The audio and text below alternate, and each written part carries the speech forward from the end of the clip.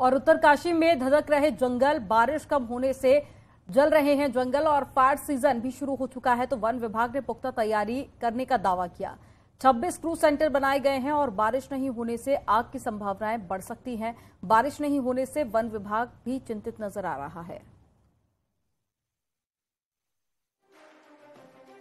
तो बारिश कम होने से जंगल जल रहे हैं और फायर सीजन भी अब शुरू हो चुका है। तो ऐसे में वन विभाग से पुख्ता तैयारी करने की जानकारी भी मिली है और 26 क्रू सेंटर बनाए गए हैं। बारिश नहीं होने से आग की संभावनाएं भी बढ़ सकती हैं।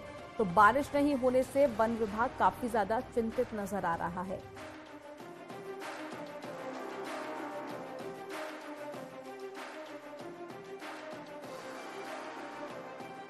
और ज्यादा जानकारी के साथ में बलवीर परमार जुड़ गए हैं। बलवीर, वन विभाग की चिंताएं बढ़ी हुई हैं, लेकिन ये बताइए कि अभी तक कहां कहां आग लगने के मामले सामने आए थे और वन विभाग की तरफ से क्या इंतजाम किए जा रहे हैं?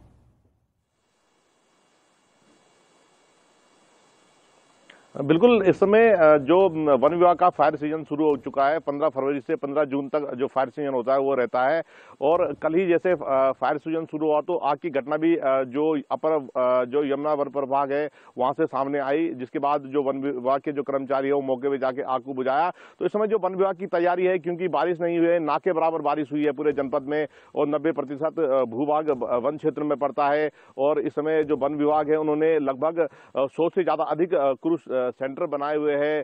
फायर वॉचरों की तैनाती की गई है, क्योंकि वन विभाग को कहीं ना कहीं इस समय अंदेशा है कि अगर जंगलों में आग लगेगी तो विकराल होगी। उसको लेके वन विभाग लगातार तैयारी कर रहा है।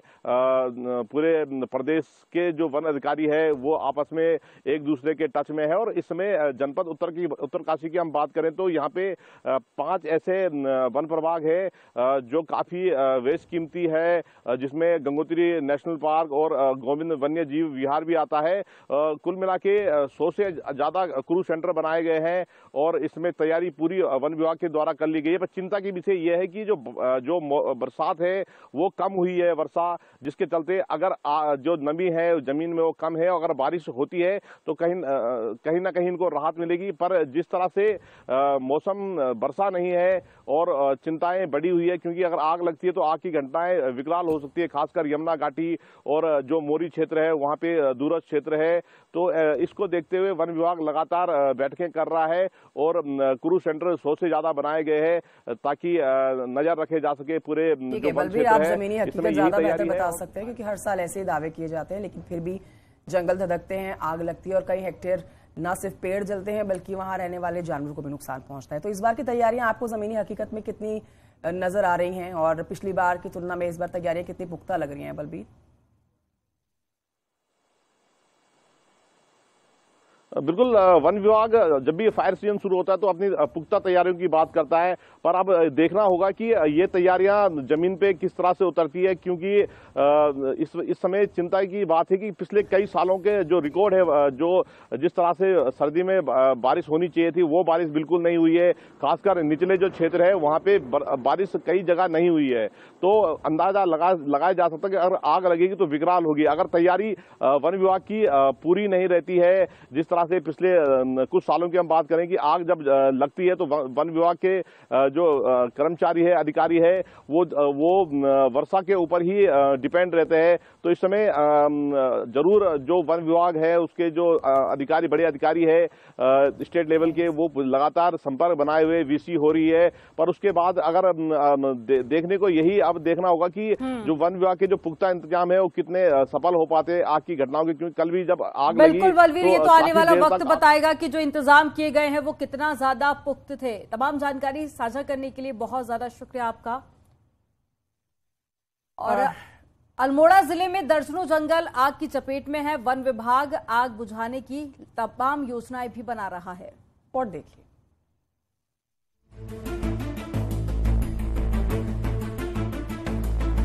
अल्मोड़ा में इस बार कम बारिश की वजह से सर्दियों में भी जंगल धधके। हालांकि वन विभाग हर बार समय से जंगल की आग बुझाने का दावा करता है, लेकिन धरातल में हालात कुछ अलग हैं। अब आने वाले फायर सीजन की चिंता भी लोगों को सता रही है और वन विभाग पूरी और पुख्ता तैयारी की बात कर रहा है। बनअग्नि क्रूज स्टेशन तैयार है और वहाँ पे जो भी हमारे इक्विपमेंट हैं सब सुसज्जित कर दिए गए हैं। वायरलेस सेट हमारे जो खराब थे उनकी मरम्मत की कार्रवाई चालू हो गई है। अल्मोड़ा के कई जंगलों में अभी भी आग लगी है। लोगों का आरोप है कि वन विभाग का कोई कर्मचारी आग बुझाने की कोशिश नहीं करता है।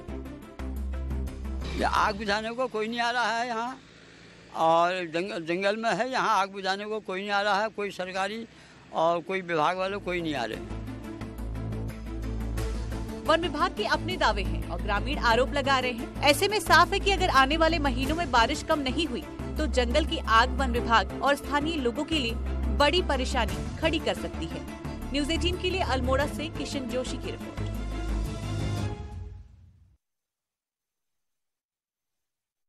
पहाड़ में इस बार भयंकर पानी का संकट गर्मी में झेलना पड़ सकता है। नैनीताल समेत समूचे पहाड़ में सूखा पड़ने से झीलों के साथ साथ नदियों के पानी का संकट भी बनने लगा है। बारिश और स्नोफॉल नहीं होने से इस बार नदियों में जलस्तर में कमी है। नैनीताल की झीलों में जल संकट अब दिखने लगा है। हालांकि इस संकट को दूर करने के लिए स्कूल्स और होटल्स को हो रही पानी की सप्लाई में अब कटौती के निर्देश जारी कर दिए गए हैं।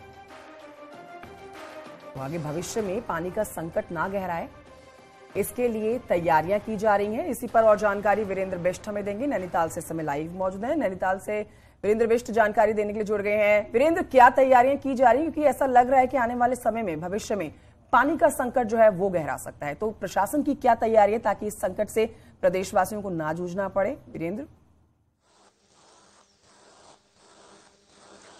देखिए, जिस तरह के हालात इस बार सर्दियों के दौरान पड़े हैं, क्योंकि स्नोफॉल नहीं हुआ है, बारिश नहीं हुई है, तो असर साफ तौर पर जो नैनीताल की नदियां हैं या फिर झीलें हैं उन पर साफ तौर पर देखा जा रहा है। क्योंकि जिस तरह से वाटर लेवल कम हुआ है, खासतौर पर नैनीताल की नई झील पे ही 5.5 फीट पानी गिरा है, और इसके अलावा नौकुचिया ताल, भीमताल, सातताल की जो लेक डिस्ट्रिक्ट है उस पूरे डिस्ट्रिक्ट में इस तरह के हालात हैं। इसके अलावा अगर देखा जाए तो जो गौला नदी है, कोसी नदी है, रामगंगा नदी है या सिप्रा नदी है, उस पर भी वाटर लेवल बहुत ज्यादा कम हुआ है, और यह कहा जा सकता है कि आने वाले दिनों में भयंकर वाटर क्राइसिस झेलना पड़ सकता है। हालांकि जो नैनीताल डीएम है उन्होंने खास तौर पर निर्देश जारी कर दिए हैं, जो वाटर की राशनिंग है वो कर दी जाए। कल से ही इस आदेश को अमली जामा पहनाया जाएगा, क्योंकि डीएम ने कहा है कि जो पानी की खपत अभी 8 MLD से 12 MLD नैनीताल शहर को दी जा रही है, तो वो उसको कम कर दिया जाए। क्योंकि अगर ऐसा नहीं किया जाता है तो जो पर्यटन सीजन होगा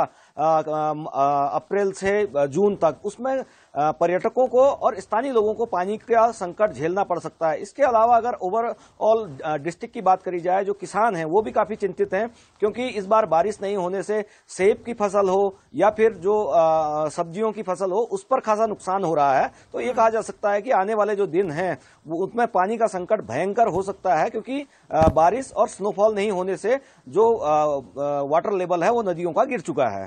कंचन, ठीक है, लेकिन जो तैयारियां की जा रही हैं प्रशासन की तरफ से, सरकार की तरफ से, क्या उससे राहत मिलेगी जनता को? क्योंकि एक तरफ आपने कहा कि पानी का संकट बहुत ज्यादा गहरा सकता है, तो वहीं दूसरी तरफ वैकल्पिक व्यवस्थाएं भी की जा रही हैं। देखिए, वैकल्पिक व्यवस्थाओं के बारे में बात करी जाए तो इस तरह की वैकल्पिक व्यवस्था कोई इस तरह से नहीं है कि कोई वाटर कहीं से सप्लाई किया जा सके। जो संसाधन अभी हैं उन्हीं पर ही प्रशासन का फोकस है, क्योंकि झील का पानी गिर रहा है तो झील में पानी लाने की कोई उस तरह की व्यवस्था नहीं है। हालांकि रोस्टिंग जरूर की जा रही है, और ये कहा जा रहा है कि जो पानी की खपत है वो शहर में कम कर दी जाएगी, और होटलों को और जो स्कूल हैं उनमें भी पानी का सप्लाई कम करा जाएगा। लेकिन जो स्थानीय स्तर पर लोग हैं वो हमेशा इस बात को लेकर सवाल उठाते रहे हैं, क्योंकि होटल वालों का प्रेशर प्रशासन पर लगातार ये होता है कि आप पानी हमें दे दीजिए, लेकिन स्थानीय लोग हमेशा धरना इस बात को लेकर देते हैं कि उनको पानी नहीं मिल रहा है। तो ये कहा जा सकता है कि आने वाले दिनों में जिस तरह से वाटर की राशनिंग होगी तो जो स्थानीय जनता है वो उसकी भी नाराजगी प्रशासन को झेलनी पड़ेगी, और जो वाटर पानी की राशनिंग हो रही है वो एक नाकाफी। तो वीरेंद्र, कह सकते हैं कि इस बार भी कुछ वैसी ही तस्वीरें हम देखेंगे जो कि हर बार देखते हैं, पानी के संकट से लोग परेशान। तमाम जानकारी साझा करने के लिए बहुत शुक्रिया वीरेंद्र आपका। और खबर देहरादून से है, जहां छात्रों के प्रदर्शन के मामले में सभी 13 आरोपियों को जमानत मिल गई थी, जिसके बाद में अब उनकी रिहाई भी हो गई है। बॉबी पवार समेत सभी को जेल से रिहा कर दिया गया है। 9 फरवरी को हंगामे के बाद में 13 युवाओं को पुलिस ने गिरफ्तार कर जेल भेज दिया था, जिसमें से कुछ को पहले जमानत मिल चुकी थी और बाकी बचे आरोपियों को कल जमानत मिल गई है। और देहरादून सीजीएम कोर्ट से सभी आरोपियों को बेल मिली। कई दिन से छात्र अपनी मांगों को लेकर प्रदर्शन कर रहे थे और इसी प्रदर्शन के दौरान 9 फरवरी को बवाल हुआ था, जिसमें पुलिस ने लाठीचार्ज किया था। तो वहीं छात्रों की तरफ से पथराव भी हुआ था, जिसके बाद केस दर्ज किया गया।